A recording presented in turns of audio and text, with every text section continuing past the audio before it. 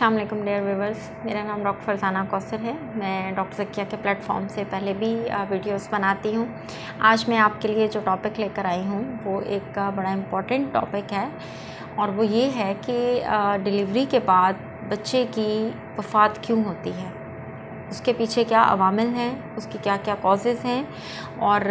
इस चीज़ को प्रिवेंट कैसे किया जा सकता है। इसके बारे में कुछ बेसिक लेवल की नो हाउ, थोड़ा सा नॉलेज मैं आपसे शेयर करना चाहूँगी।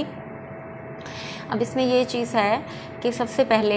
पैदाइश के बाद जो डेथ है वो किस टाइम पर है। उसमें दो चीज़ें हैं। पहले है अर्ली न्यूनेटल डेथ जो कि पैदाइश के 7 दिन के अंदर होती है, और दूसरी है लेट न्यूनेटल डेथ जो कि 7 दिन से लेकर 28 दिन तक या 1 माह तक के बच्चे के अंदर जो चीज़ है उसको लेट न्यूनेटल डेथ बोला जाता है। अच्छा, अब इसकी हम रीज़न्स पर बात करेंगे कि ऐसी कौन सी चीज़ें हैं जो कि बच्चे की डेथ का बायस बनती हैं। उसमें जो सबसे बड़ी रीज़न है वो है प्री मैच्योरिटी, यानी बच्चे का अपने एक्चुअल टाइम से पहले पैदा हो जाना। अब एक्चुअल टाइम क्या है जो अल्लाह ताला की तरफ से मुकर्रर करदा है एक खातून का, वो है 37 हफ्ते के तक का टाइम। 37 हफ्ते से पहले डिलीवर होने वाला बच्चा जो है वो प्री मैच्योर कहलाएगा, जो कि 28 हफ्ते से लेकर 37 हफ्ते के दौरान जो भी उसकी डिलीवरी का टाइम है वो प्री मैच्योर कहलाएगा। क्योंकि अगर 28 हफ्ते से पहले वो बच्चा डिलीवर होता है तो वो ज़िंदगी गुजारने के काबिल ही नहीं होता, वो फिर आपके मिसकैरेजेस में आ जाता है। लेकिन 28 हफ्ते से लेकर 37 हफ्ते तक का जो पीरियड है वो प्री मैच्योर पीरियड कहलाता है। इसमें जो पैदा होने वाले बच्चे हैं वो प्री मैच्योरिटी के एज ग्रुप में लाई करते हैं। अब इसमें यह है कि बच्चा चूँकि पैदा हो गया है, अब उसके जो जितना भी एनाटॉमिकली उसकी स्ट्रक्चर्स हैं वो पूरी हैं, बट उसकी जो फिजियोलॉजी है, जो उसके फंक्शंस हैं वो अप टू द मार्क नहीं है। उसमें बहुत सारी पे डिफरेंट चीज़ें आ जाती हैं, बॉडी के बाकी सारे के सारे सिस्टम्स आ जाते हैं जो कि इतने वेल डेवलप्ड नहीं हुए होते कि बच्चा जो है वो सर्वाइव कर सके। तो प्री मैच्योर बच्चे जो हैं वो पैदाइश के बाद बहुत जल्दी जो है वो ज़िंदगी के साथ कोप ना करने की वजह से जो है वो इस तरफ चले जाते हैं। तो सबसे बड़ा फैक्टर हमने प्री मैच्योरिटी का डिस्कस किया। अच्छा, दूसरी जो बहुत इम्पॉर्टेंट रीज़न है वो इन्फेक्शंस की है।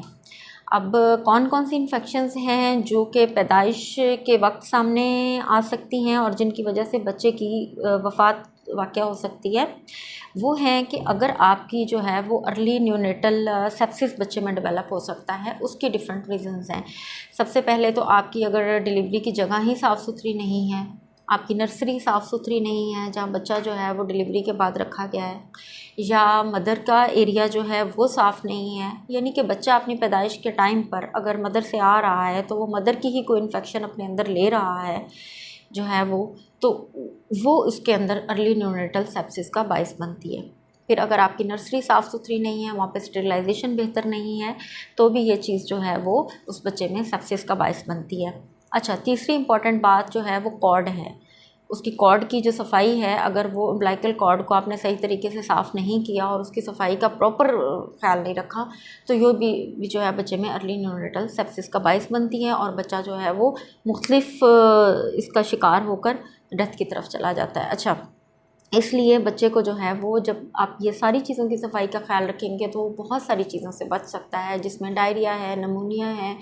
गर्दन तोड़ बुखार है, मेनिंजाइटिस, दिमाग की झिल्लियों की इन्फेक्शन, ऐसी बहुत सारी चीज़ें हैं जिनसे बचा जा सकता है जब आप वहाँ की प्रॉपर एक सफाई और मैनेजमेंट का ख्याल रखेंगे। अच्छा, एक और इम्पॉर्टेंट चीज़ जो कि अर्ली न्यूनेटल डेथ का बायस बनती है वो है रिस्पायरेटरी डिस्ट्रेस सिंड्रोम, जो कि वो भी प्री मैच्योरिटी के साथ एसोसिएटेड है कि बच्चा जो है उसके अंदर, उसके लंग्स के अंदर एक मिकदार होती है एक मादे की जिसको सर्फेक्टेंट बोला जाता है, जो कि इसका बायस बनता है कि वो ऑक्सीजन को जो है वो ब्लड के अंदर प्रॉपर तरीके से शामिल करवाने में हेल्पफुल होता है वो, और वो लंग्स के अंदर कोलैप्स से बचाता है उसके एल्वेओलाई को। तो ये मटेरियल अगर उस बच्चे में कम है तो वो भी जो है वो बहुत जल्दी डिज़ीज़ का शिकार होगा, उसके लंग्स में वो कैपेसिटी नहीं होगी, बच्चा ज़ोर ज़ोर से सांस लेगा, बच्चा नीला पड़ना शुरू हो जाएगा और उसके जो लंग्स हैं वो ऑक्सीजन को अपने अंदर प्रॉपर तरीके से खून में शामिल करने की सलाहियत से महरूम हो जाते हैं। जिसकी वजह से जो है वो बच्चा वो डेथ की तरफ चला जाता है। तो उसमें जो है वो आजकल बहुत ज़्यादा साइंस की तरक्की करने की वजह से हमारे पास सर्फेक्टेंट भी अवेलेबल है जो कि हम बच्चे में प्रॉपर इंजेक्ट कर सकते हैं। तो ये सारी चीज़ जो है वो अगर हम उसको प्रॉपर एवेलुएट कर लें बच्चे को तो फिर हम प्रॉपर मैनेजमेंट की तरफ भी जा सकते हैं। अच्छा, इसके अलावा एक और चीज़ जिसमें रिस्पिरेटरी डिस्ट्रेस सिंड्रोम बच्चे में देखने में आता है कि अगर जो है वो मदर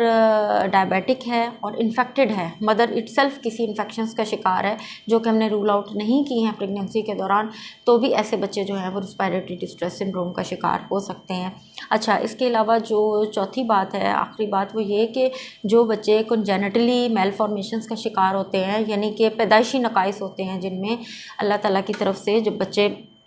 के अंदर ये सारे नकाइस अगर हैं कंजेनिटली और जेनेटिकली अगर उसमें आ रहे हैं, जैसे कि बच्चे का दिल जो है उसके वाल्व बंद हैं, उसके जो हार्ट के सेप्टास हैं वो क्लोज नहीं है प्रॉपर, और इसके लंग्स जो हैं वो प्रॉपर बने हुए नहीं हैं, उसके किडनीज़ जो हैं वो प्रॉपर अपना वर्क नहीं कर रहे, उसमें कोई भी ऐसा पैदाइशी नुक्स है जो, तो ऐसे बच्चे जो हैं वो लाइफ के साथ कंपैटिबल नहीं होते और वो अपनी पैदाइश के फ़ौरन बाद, चाहे वो अर्ली न्यूनेटल पीरियड है 7 दिन का या वो लेट न्यूनेटल पीरियड है, वो लाइफ के साथ कोप ना करने की वजह से जो है वो अमवात का शिकार हो जाते हैं। तो इस वीडियो का मकसद आप लोगों में एक बेसिक थोड़ी सी इन्फॉर्मेशन शेयर करना थी